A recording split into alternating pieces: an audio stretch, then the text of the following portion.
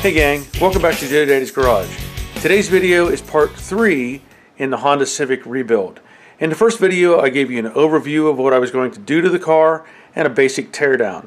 In the second video I did some more teardown and I removed the core support and also did a test fit of the new core support, just a rough test fit. This video I want to work on a couple different things. One, I want to get the AC condenser straightened out if I can. That is a plan. I want to save it because the AC is still working. I don't want to break that system open if I don't have to. So I'm going to try to straighten out the AC condenser. The other thing is I want to do the drilling and more test fitting of the core support and also show you some ways that you can maybe be comfortable with locating some of these parts. And I'll get into that more of that later. But let's take another look at the car and I'll show you some other parts that I got. So as I said, I did the test fit of these pieces or the core support on a previous video. In the process of taking this apart, I discovered that the fans or the cooling fans were damaged. This one's broken up here at the top. This one is broken and pushed in. I'm not real comfortable with using these, so I decided to get new ones. I also ordered new hoses. The hoses were damaged, so I'm going to replace the radiator hoses. I did get 2 new fans. They're in the boxes. Those came from Amazon. This is the upper radiator hose. I'm still waiting on the lower hose to show up. So, as I said, what I want to try to do today is straighten out this condenser. You can just see that thing has a bad twist to it from where it was hit, and I think there's a way that I can save it. In order to do that, I'm going to take the core support back out and get it out of the way. As I pointed out in the previous video, you know, you're going to locate all the points where there was welds in the old core support and replicate those on the new ones. Typically what I do is I take like a silver Sharpie and I'll mark those locations so that I know where they're at. Should be pretty evident whenever you pull something back, you know, and you've got the welds underneath that you had ground off, so you want to be close to that area. Now obviously this is not sitting exactly where it should, but that'll come later.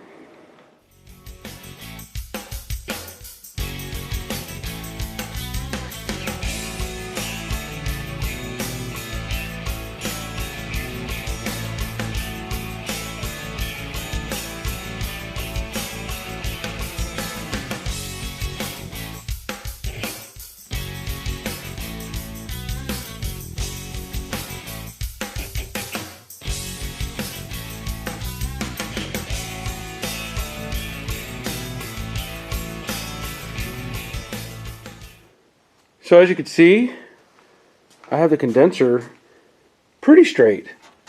I mean, pretty straight. Considering that bends very easily for being aluminum. Now I want to show you something else. As you saw in the time lapse, I was working this area right here.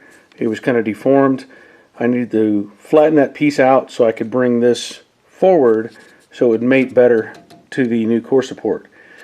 Here's something that can help you when you're doing these sort of things. You know, I'm sure there's a specific measurement from, let's say, this bolt hole to this bolt hole, right? Back here. And being that it was wrecked, you probably can't really reference that very well as to which, you know, what the length is. But we have something to test that with. And let me show you what I'm going to do. So I have the original Fender. I'm going to see if I can make this fit on here, or at least roughly set it in place. And what that'll do, even though this is bent, it'll give me the location for the original hole that was up here at the top, and I can align it at the bottom based on the, you know, where the holes were, and then I can adjust this one in and out or back and forth.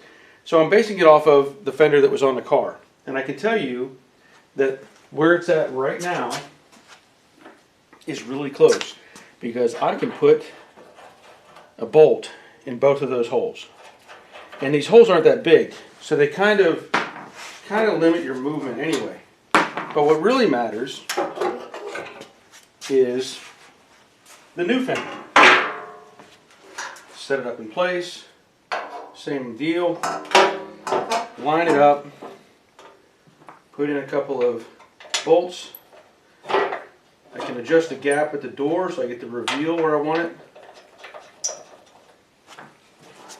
Get a look at it at the bottom.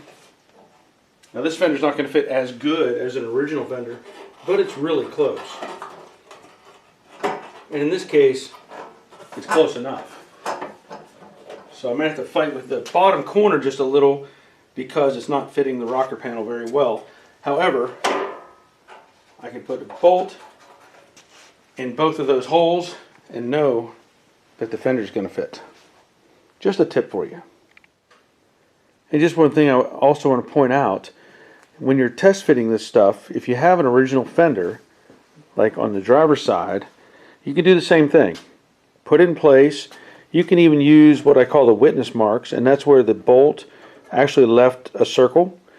And so I put this fender back in basically the stock location where it was, and down here, look at that. It lines up right on or within a very close tolerance of these bolts. I mean, the fender moves a little bit, but they're right where they should be. So I want to point this out. While you're doing this, look at this shape right here. You can kind of see how that's shaped. This one is not bent quite as correct. The angle is a little bit off. What does that mean? Well, it's just a hair off right here. Now I could reshape this. I probably will reshape this just slightly because I need these bolts to go in those holes. So it's little things like this you need to verify before you finish what you're doing. But I'm happy with how this is fitting together. The next step, I will take my marker and using not only the old core support but also locations on here, again I will put some holes in every place where there's going to be a spot weld, even down here on, where I ground all this apart, drill the holes and get it ready to be welded back in.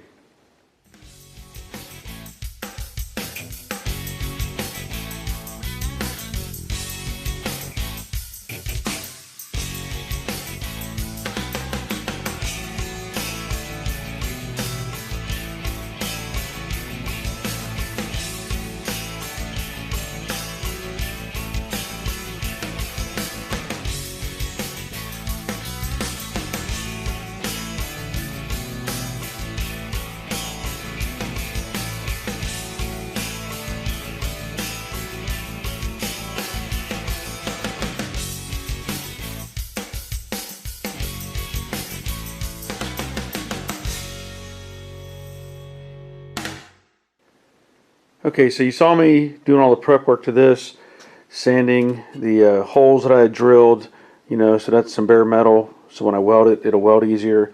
And then I cleaned it up a little bit and scuffed it with red Scotch-Brite. The reason for that is I'm going to spray this with base color just so it matches better. You don't want to paint this when it's in the car because you can't get to the back side, you can't get to different angles, so it's easier to do it outside the car. And then after I weld it in and I have these welded areas, I'll just clean those up and spray some more base on them. So let me show you what I'm going to use. Over here I did a Honda a while ago for a friend of mine, and this isn't the correct code, but it's pretty close. And I also have some of this color, which was for a Chrysler America product. This is a Wanda paint.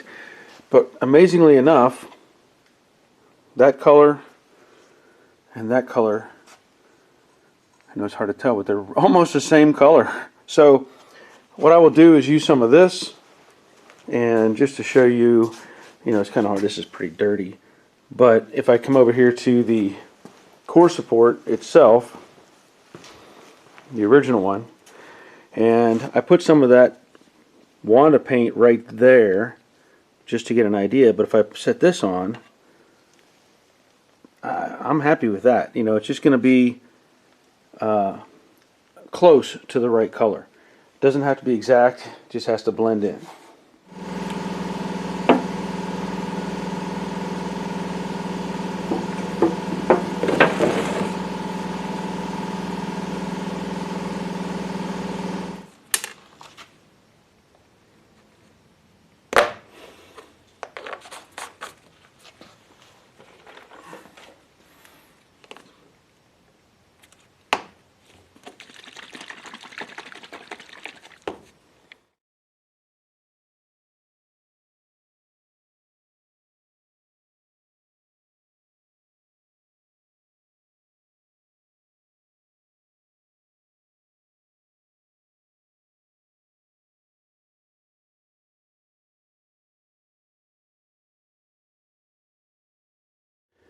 Of course, it's going to look brighter, and it is a bit brighter than what was on the car.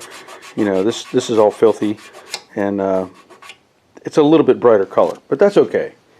It looks better than the black, and I'm not trying to hide something. You know, people are going to know this car was fixed when I sell it, and I just want to make it a little bit nicer looking, you know, than having the black there. So I'm content with this. You know, I probably could have used that other color, which maybe was a little bit darker, but it's fine. So now the next step is I'm going to be re-prepping the holes, you know, where all the welds are going to take place. Get those cleaned up, especially on the backside, and bare the metal again, and then weld this thing back in. But that'll be for the next video.